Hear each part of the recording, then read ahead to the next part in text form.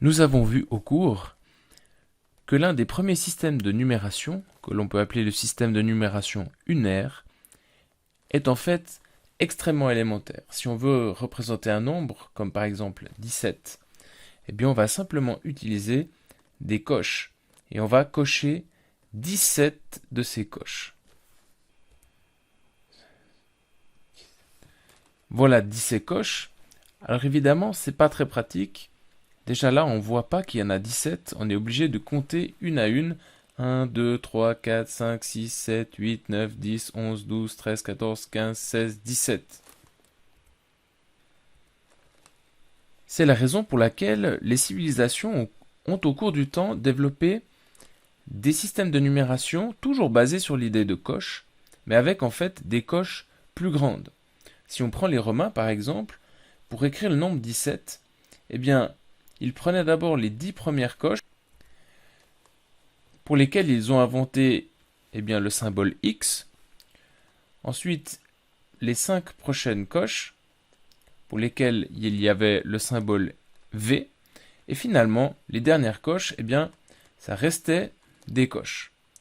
Donc en romain, 17 s'écrit par conséquent de cette manière-là. Mais ces lettres X et V ne sont rien d'autre que des symboles pour en fait des paquets de coches. Alors comment fonctionnait ce système de numération chez les Romains?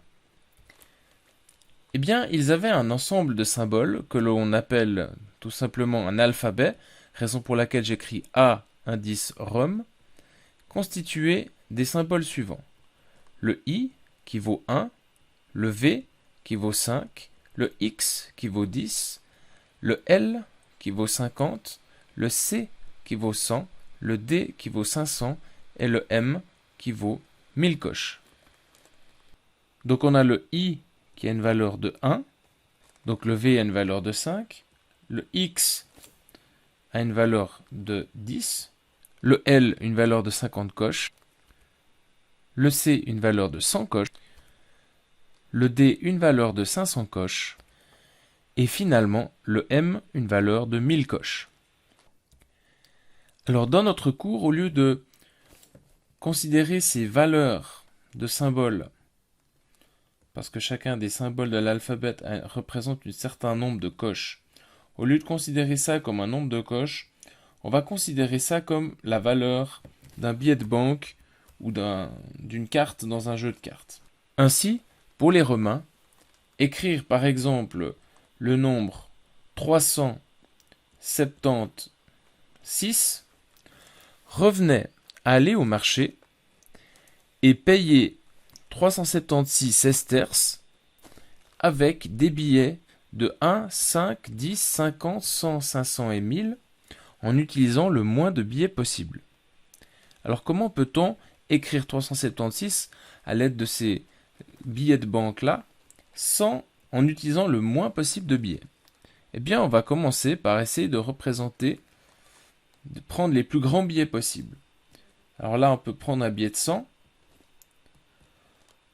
Il nous resterait 276 à payer, donc on paye encore une fois 100. Il nous reste 176 à payer. On prend un troisième billet de 100. Il nous reste 76 à payer. On ne peut plus prendre un billet de 100. Donc ensuite, on va prendre le prochain plus grand billet possible, c'est-à-dire un billet de 50. Il nous resterait donc 26 à payer.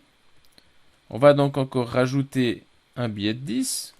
Il reste donc plus que 16 à payer. On rajoute encore un billet de 10. Il ne nous reste plus que 6 à payer. On rajoute un billet de 5.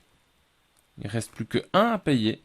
Et donc on rajoute finalement encore un billet de 1 et on a payé la somme.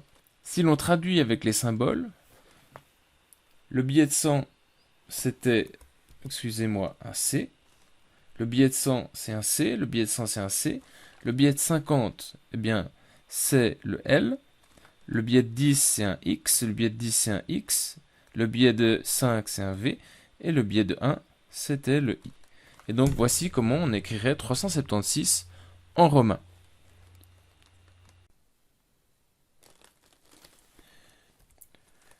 Une dernière chose que l'on peut remarquer à propos du système de numération romain est la manière dont la valeur des cartes est déterminé. On commence avec un billet de 1.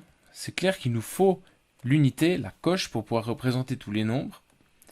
Ensuite, les Romains multiplient par 5 pour trouver la prochaine carte. Ils multiplient ensuite par 2 pour trouver la suivante. Ensuite, ils remultiplient par 5. Ils remultiplient par 2. Ils remultiplient par 5.